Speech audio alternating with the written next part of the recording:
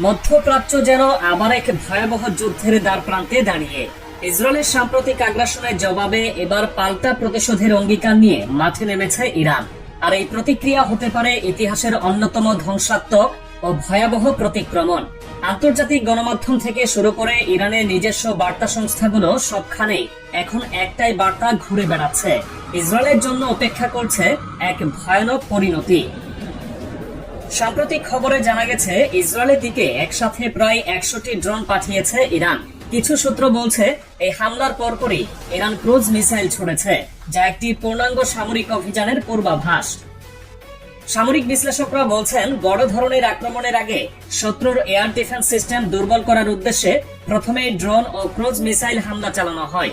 ইরানও হয়তো এই যুদ্ধ কৌশলের অংশ হিসেবেই প্রথম ধাক্কা দিয়েছে, যার ফলাফল হতে পারে অভাবনীয়।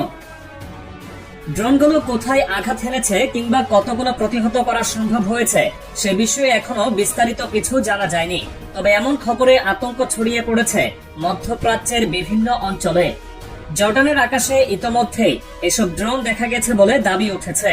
জর্ডান জানিয়ে দিয়েছে তারা তাদের আকাশসীমা ব্যবহার করে ইসরায়েলে হামলার সুযোগ দেবে না, প্রয়োজনে ড্রোন ভূপাতিত করবে।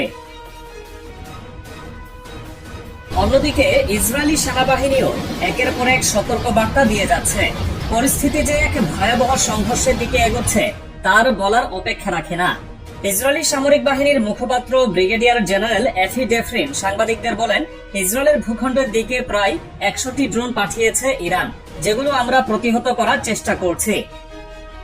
ইসরায়েলের সেনাবাহিনী এবং সরকারের পক্ষ থেকে ইতোমধ্যে স্পষ্ট জানিয়ে দেওয়া হয়েছে ইরান থেকে যে কোনো মুহূর্তে ভয়াবহ জবাব আসতে পারে, আর সেই কারণে আগে থেকেই নাগরিকদের জন্য সতর্ক বার্তা জারি করা হয়েছে।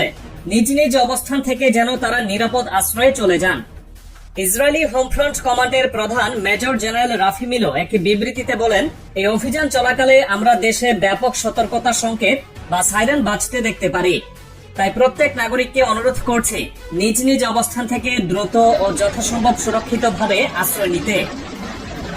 তিনি আরো বলেন, যদি বাসস্থানে হোমফ্রন্ট কমান্ড অনুমোদিত নিরাপদ কক্ষ থাকে অথবা সুরক্ষিত কোনো বাংকার থাকে সেখানেই আশ্রয় নিন।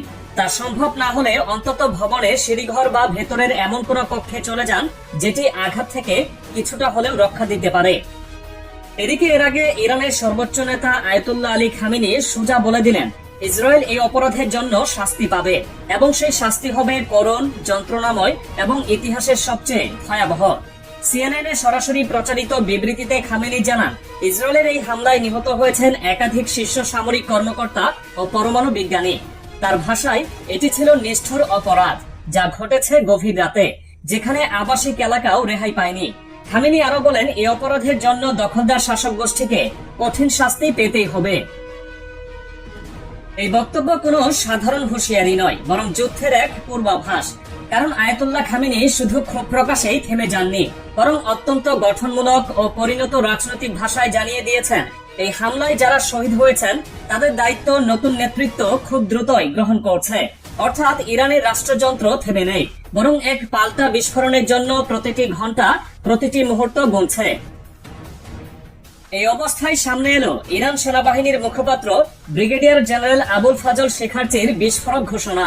এক সাক্ষাৎকারে তিনি বলেন, ইসরায়েল ভয়াবহ ভুল করেছে, আমরা 100% প্রস্তুত। খুব শিগগির এক কঠোর ও শক্তিশালী প্রতিক্রিয়া জানানো হবে। শুধু সামরিক কর্মকর্তা নয়, সাধারণ মানুষের বসতবাড়ি, সরকারি কর্মকর্তার আবাসস্থল পর্যন্ত ইসরায়েলের নিশানা হয়েছে বলে জানান শেখারচি। তার এই বক্তব্যে একটা জিনিস পরিষ্কার, ইরানের সামরিক বাহিনী এবার পাল্টা হামলায় কোনো সীমারেখা মেনে চলবে না।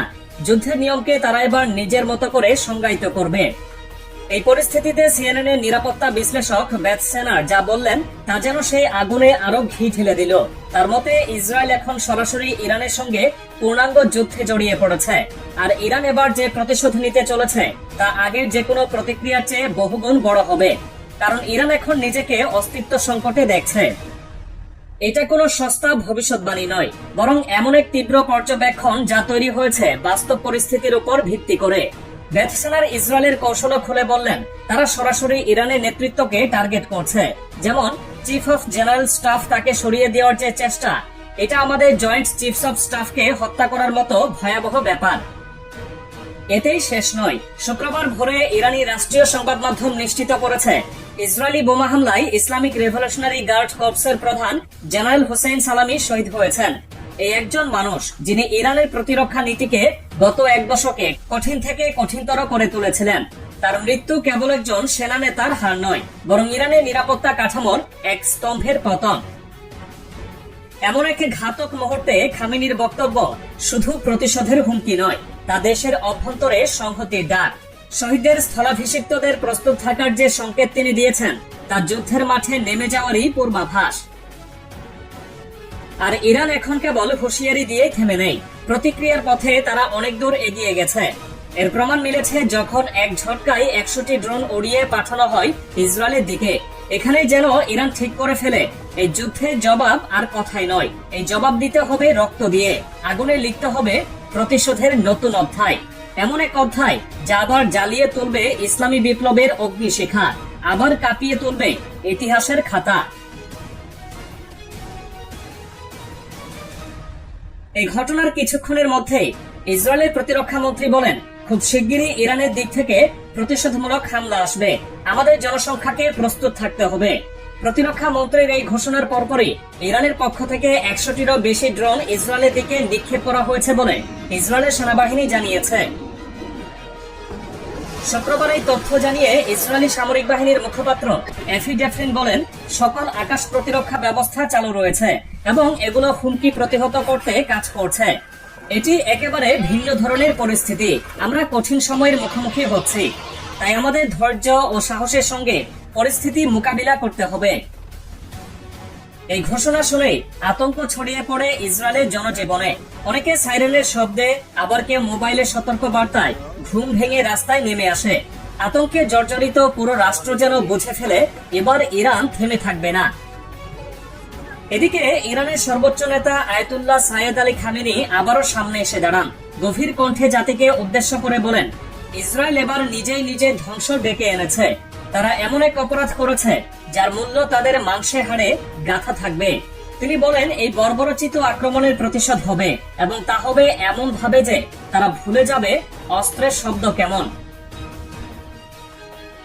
খামেনির এই ঘোষণা আর কোনো রাজনৈতিক বার্তা নয়, এক সরাসরি হুঁশিয়ারি, এক অনিবার্য পরিণতির ডাক, যে পরিণতির সূচনা ইসরায়েল করেছে নিজেই, আর সেই পথ যেন যাচ্ছে ধ্বংসের দিকে।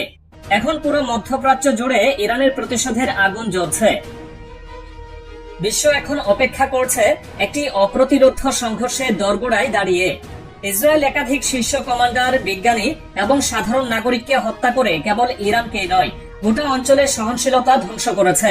আর এই পরিস্থিতিতে ইরানের পাল্টা জবাব যে কেবল ভয়াবহই হবে না, সেটি হতে পারে ইতিহাসের অন্যতম ধ্বংসাত্মক প্রতিশোধ। এতটুকুই এখন নিশ্চিত, খামেনি যা বলছেন তা কেবল স্লোগান নয়, তা এক দিক নির্দেশনা। আর ইরান যেন যুদ্ধের এই দিক নির্দেশনাকে বাস্তবে রূপ দিতে প্রস্তুত। তারা শান্তি নয়, এবার সঠিক সময় ও লক্ষ্য খুঁজছে একটা এমন পাল্টা জবাব দেওয়ার জন্য, যেটা শুধু ইসরায়েল নয়, গোটা বিশ্বকে কাঁপিয়ে দেবে।